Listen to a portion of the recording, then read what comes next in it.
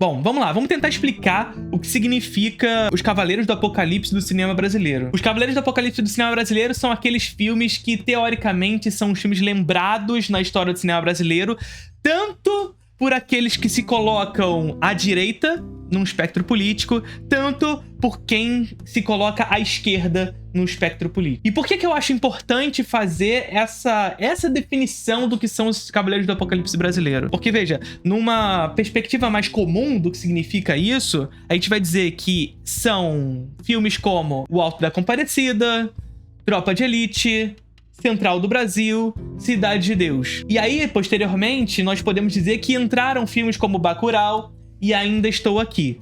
Esses dois últimos filmes, eu ainda nem sei se eu colocaria como esse Cavaleiros do Apocalipse do cinema brasileiro, porque tanto Ainda Estou Aqui quanto Bacurau, e especialmente Bacurau, são filmes que estão muito mais conversando com a esquerda do que com a direita, né? Apesar de boa parte da esquerda também não ter gostado tanto assim de algumas opções narrativas de Ainda Estou Aqui. Mas, no geral, esses são os ditos Cavaleiros do Apocalipse brasileiro. Filosofia e política no cinema também tem lugar no Introdução ao Cinema, o curso de cinema contínuo mais charmoso do Brasil.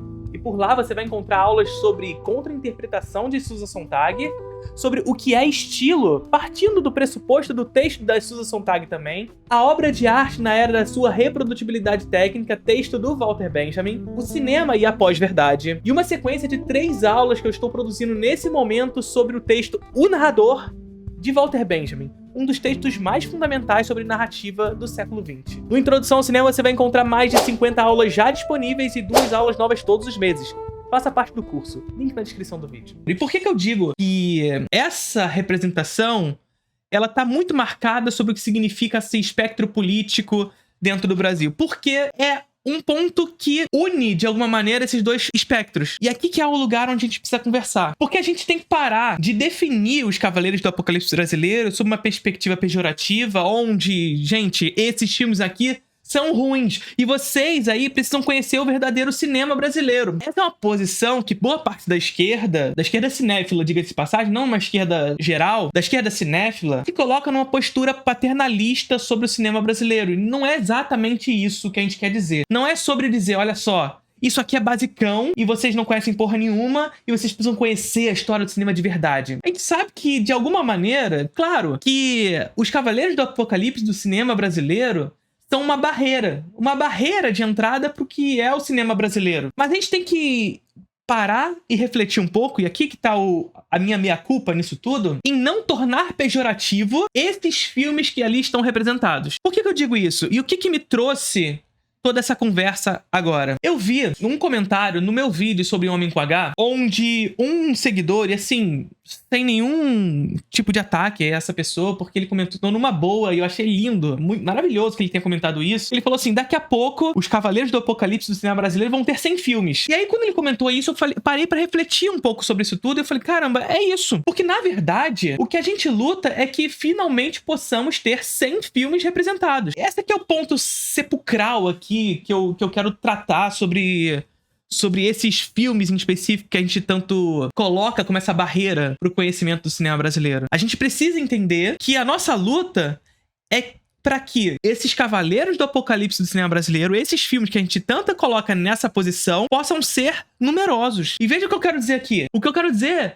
não é que não haja, que não houve na história do cinema brasileiro filmes que pudessem almejar essa posição. São muitos os filmes. E aqui é o lugar que a gente pode dizer que esses filmes são barreira. Porque existem muitos filmes que são melhores do que esses, e assim, posso dizer que muito melhores, e que não conseguiram essa posição.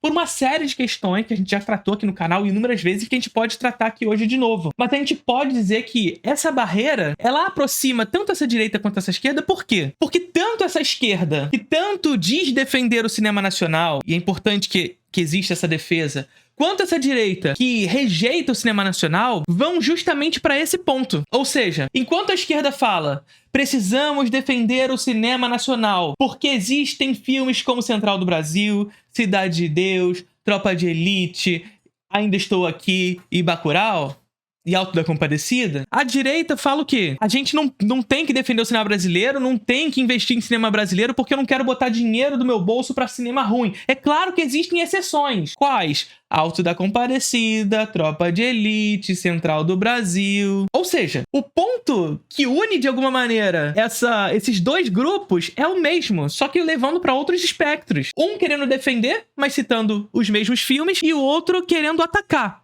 e citando como exceção os mesmos filmes. Para mim, em específico, quando eu falo sobre os Cavaleiros do Apocalipse Brasileiro, é sobre dizer para vocês o seguinte: olha, veja os Cavaleiros do Apocalipse Brasileiro como pontos interessantes para que a gente busque que mais filmes brasileiros possam almejar essa postura. Ainda que haja na nossa história representantes que poderiam estar ali, mas que não estão por uma série de fatores que a gente pode discutir e abrir esse diálogo. A gente pode abrir esse diálogo para que mais filmes possam estar representados entre esses grandes filmes. Entre esses grandes filmes no sentido narrativo falando, no sentido de estar exposto socialmente, né? Porque muitos desses filmes estão simplesmente escondidos. A razão para que a gente só consiga enxergar nesses 4, 5, 6 filmes a representação máxima do que significa o cinema brasileiro está intimamente relacionada a uma lógica de mercado. Há uma lógica de mercado ideológica que demonstra que socialmente as ideias dominantes de um tempo são as ideias da classe dominante. E isso, claro, vai se refletir na realidade material e, portanto, nos discursos proferidos no senso comum. Existe uma outra fala que eu acho muito ruim, que parte da esquerda traz, que é essa ideia de que o senso comum é de direita. E veja só o que eu quero dizer. O senso comum, ele é de direita, mas quando essa parte da esquerda parte do pressuposto de que o pobre é de direita, é problemático demais. Por quê? Porque esse pobre sente nas suas costas a chibatada todos os dias. Esse pobre tem mais conexões com o que sentimos no dia a dia, porque somos todos trabalhadores, do que possamos imaginar. A diferença aqui é, mais uma vez, as ideias dominantes de um tempo são as ideias da classe dominante. Portanto, essas ideias dominantes dominam o senso comum, de forma consciente ou inconsciente. E aí, historicamente, na história do nosso cinema, essa memória foi sequestrada. A memória da história do nosso cinema foi sequestrada por inúmeros fatores. E eu digo isso com muito pesar, porque a gente pode, se a gente quiser e fizer força pra isso, tiver vontade pra isso, e algo que a gente não tem, não no sentido de não ter a vontade, mas no sentido de não ter forças produtivas que nos destinam a buscar essa memória. As nossas cinematecas estão destruídas, não tem apoio. Aí não, a Netflix botou 5 milhões pra ajudar a cinemateca, gente. Aí você vai ver, é a lei do audiovisual, na verdade. A Netflix pegou isenção fiscal e botou 5 milhões de isenção fiscal, ou seja, de dinheiro público, pra ajudar, muitas aspas, a montagem de uma sala de cinema na cinemateca. E aí botar lá o nome Netflix, foi a gente que ajudou. Mas não foi do dinheiro da Netflix, foi do dinheiro de isenção de imposto. Mas se a gente fizer o forço imaginativo sobre o que é a nossa história do cinema, gente, assim, pra partir só a partir da década de 50, tá? Porque pra antes da década de 50 a gente teve Limite, por exemplo. Limite, cara. Mas se a gente partir do pressuposto mais pra frente, que é talvez a parte mais conhecida, na década de 50 a gente tinha Chanchada. Na década de 60, o cinema novo chega reagindo às chanchadas, falando assim, opa, essa representação do pobre, da fome do terceiro mundo, ela é digestiva demais pro nosso gosto. A gente precisa trazer uma estética da fome. E a estética da fome se reflete na violência. A violência é uma manifestação cultural da fome. O norte global, o primeiro e segundo mundo, eles não podem olhar para o terceiro mundo, para o sul global, como uma caricatura do colonizador. A gente precisa demonstrar que da fome surge a violência, e da violência a revolução. Mas daí, em seguida, vem os marginais e falam assim, opa, cinema novo, beleza, a estética da fome é muito maneira. E aqui eu tô fazendo de maneira bastante abrangente, tá, gente? Evidentemente que a história não é essa. Se você quiser pegar a história esmiuçada, lá na Introdução ao Cinema tem 3 aulas sobre cinema novo, 2 aulas sobre cinema marginal, diga-se de passagem. Mas aí cinema marginal vai fazer o seguinte, opa, cinema novo, calma aí. Vocês trouxeram toda essa parada aí de estética da fome, muito maneiro, pá, gostamos dessa ideia. O norte global não pode olhar pra gente com o mesmo olhar de sempre, o olhar do colonizador, caricaturado, portanto, nós seremos pra sempre. Mas vocês aí também, cinema novo, vocês estão fazendo cinema de cima da Torre do Marfim. Vocês estão fazendo cinema de quem olha de cima, sob uma visão paternalista. Olhando para o Brasil e definindo o que é Brasil sob a figura de quem está em cima. Vocês não têm a capacidade da posição onde vocês se colocam de dizer o que é o povo brasileiro se vocês não fazem parte desse povo brasileiro. Se vocês não estão próximos desse povo brasileiro. Se você não entra nesse povo brasileiro. Se você se mantém nos círculos da elite cultural. Você quer almejar com o seu cinema, na verdade, conquistar os grandes festivais internacionais e não falar com o seu povo. Aí o que o cinema marginal faz? O cinema marginal faz um cinema dentro da boca do lixo. Ou seja, um cinema literalmente marginalizado em diversas escalas. Que escalas são essas? Brasil sendo um país à margem do capitalismo internacional, na cidade de São Paulo, sendo o centro econômico brasileiro, mas produzindo cinema num contexto da boca do lixo, ou seja, num espaço de marginalização dentro da principal capital brasileira naquele contexto histórico. No mesmo lugar, dividindo o espaço com prostituição, cafetinagem, cracudos, nesse mesmo espaço marginalizado da cidade, muitas vezes tendo filmagens à beira da margem do rio Tietê, nas sobras de Mata Atlântica de São Paulo, àquela época, José Mujica Marins, do nosso famoso Zé do Caixão, filmava os seus filmes como À Meia-Noite Levarei Sua Alma. Ali, às margens do rio Tietê, se filma o filme As Margens. É sobre essa São Paulo, mas não a São Paulo do capital financeiro, mas a São Paulo marginalizada, a São Paulo segregada. É nesse lugar que passa a se fazer cinema. Ou seja, um cinema distinto do que era o cinema novo, porque agora nós estamos fazendo o cinema de dentro do povo. Do povo para o povo. Depois do cinema marginal vem a pornochanchada, que passa a discutir todas as relações do autoritarismo da ditadura militar empresarial brasileira sob uma perspectiva erótica, mas também crítica. Então veja que a história do nosso cinema é uma história de conflitos, é uma história de busca de identidade. E quando eu digo isso, é a gente entender que identidade é sempre um processo. Ela não é uma idealização no sentido de que ela precisa ser algo fixo, essencial, como uma essência em que a gente precisa alcançar em sua plenitude. Essa identidade não existe. Sobretudo se a gente for pensar um Brasil das dimensões como é o nosso país. Buscar essa ideia de essencialidade de uma identidade num Brasil continental, num país continental como é o Brasil, é irreal. É uma imaginação, como diz Benedict Anderson, né? Comunidades imaginadas. A ideia de identidade é uma imaginação. Mas, sobretudo, a gente entender que essa identidade é um processo. É um processo de busca. Ela nunca vai ser alcançada, mas é um processo de busca, dialético.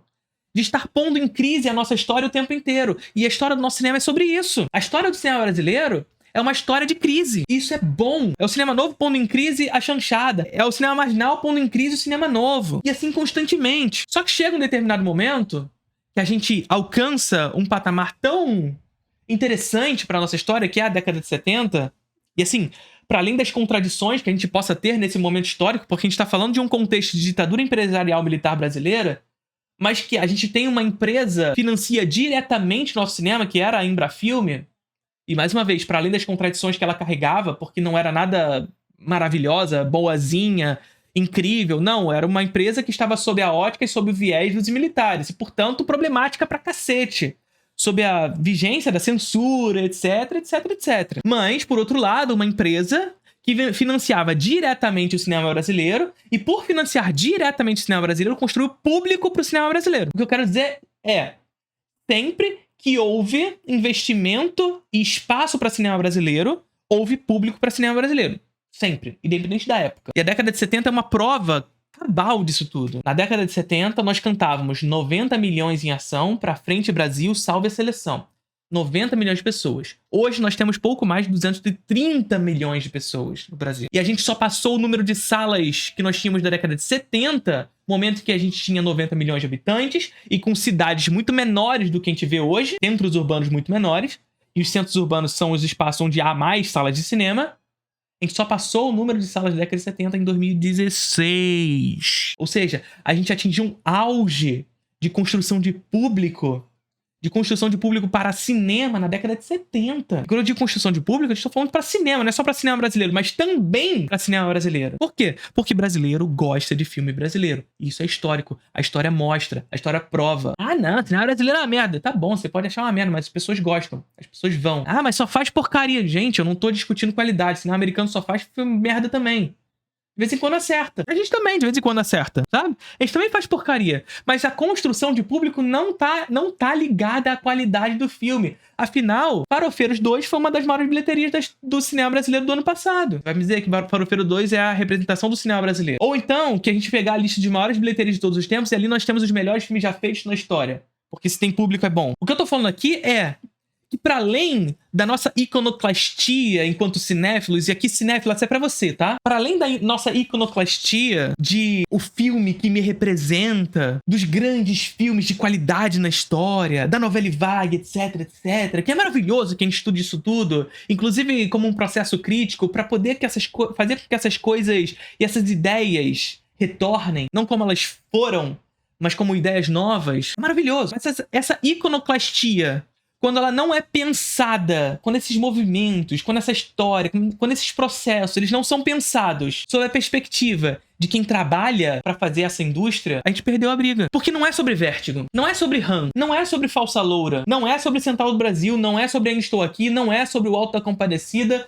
não é sobre Tropa de Elite. É sobre quem trabalhou pra fazer. E quem trabalhou pra fazer não é o Walter Salles. É o cara que distribuiu Quentinha, o eletricista, o operador de câmera, são os figurinistas, são os dublês, figurantes. Essa é a galera que faz a coisa acontecer. Então é sobre essas pessoas que a gente precisa falar quando a gente vai discutir esse cinema brasileiro. E quando a gente vai discutir os Cavaleiros do Apocalipse do cinema brasileiro. Porque pensar os Cavaleiros do Apocalipse brasileiro é pensar que filmes podem conseguir almejar esse espaço. E sobre alcançar esse espaço, não é uma busca iconoclasta, como eu tava falando. Não é sobre dizer, olha só, vocês não conhecem a história do cinema brasileiro, porque a história do nosso cinema brasileiro tem filmes muito melhores. E tem! A gente sabe que tem! A gente sabe que a história do nosso cinema tem filmes muito melhores do que os Cavaleiros do Apocalipse do cinema brasileiro. A gente sabe que tem. Mas isso, primeiro, não significa que esses filmes sejam ruins. Os Cavaleiros do Apocalipse tem até filmes que eu não gosto. Mas não significam que são ruins. E segundo, quando a gente parte desse pressuposto, a gente esquece da pergunta central.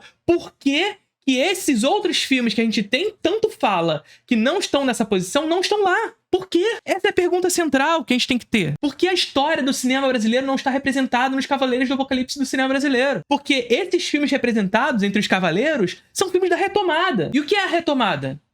Mais uma vez, a gente teve um momento de auge na história do nosso cinema, que é a década de 70, e a década de 80 foi um momento de importação de práticas políticas estrangeiras. Vamos reverter o lado?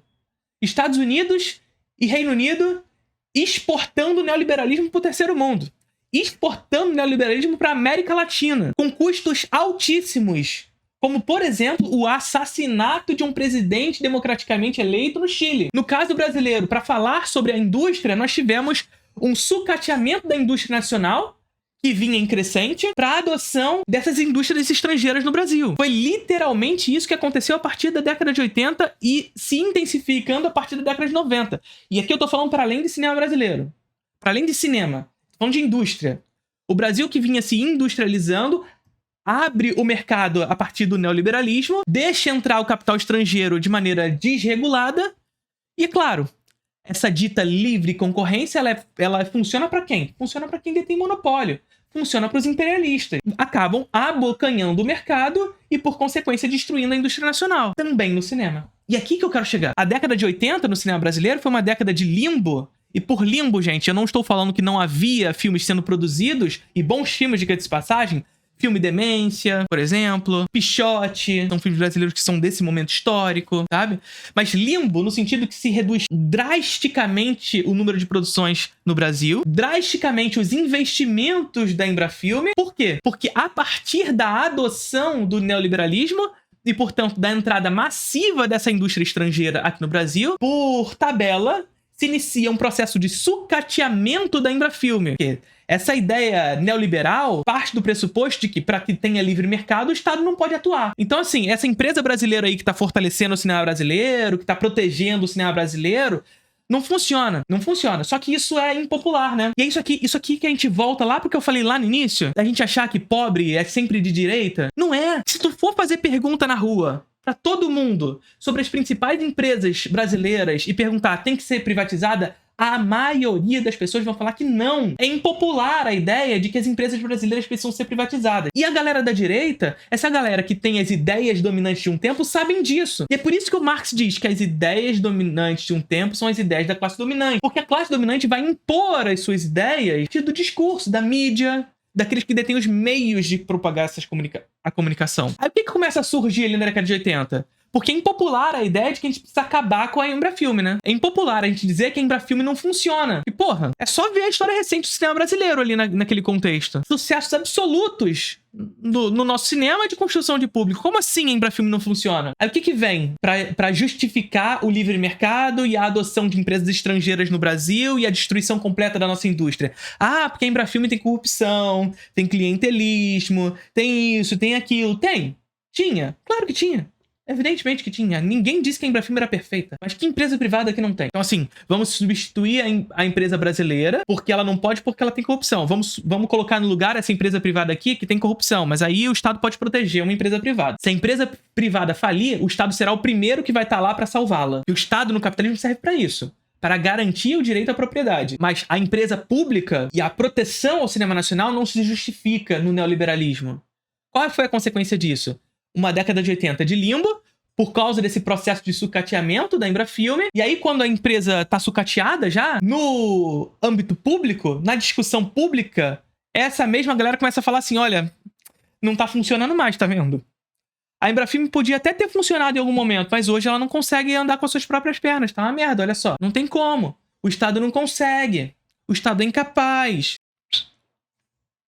A Embrafilme é extinta. A partir da extinção da Embrafilme, a gente tem o cinema da retomada. E a retomada é o quê? Retomada da busca estética pelo cinema brasileiro? Não. Retomada... A tentativa de uma retomada de público. E quando a gente diz tentativa de retomada de público, significa dizer que em algum momento a gente teve esse público. Né? Vocês concordam? Que se o nome do movimento é Cinema da Retomada...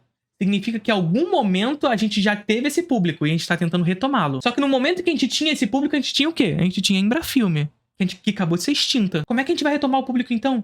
Se a gente acabou de extinguir aquela que foi uma das responsáveis por essa construção de público. Mercado privado. Quem entra, então, nesse lugar? Em primeiro lugar, Globo Filmes. A Globo Filmes foi a primeira das grandes responsáveis, ou uma das primeiras grandes responsáveis por esse dito cinema da retomada. E aí o cinema da retomada ele passa a investir não numa busca estética e de identidade estética, mas sim em ditos roteiros de qualidade. Em filmes que falam sobre o Brasil, mas que importam uma estética estrangeira. Não à toa esses filmes da retomada parecem muito filmes americanos, alguns deles. Parece muito filme americano.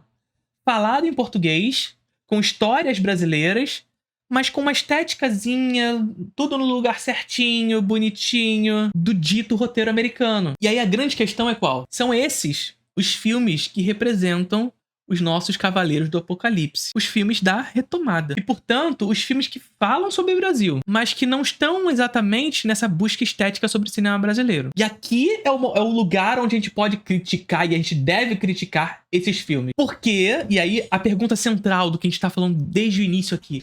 Porque são esses os filmes que representam os Cavaleiros do Apocalipse do cinema brasileiro.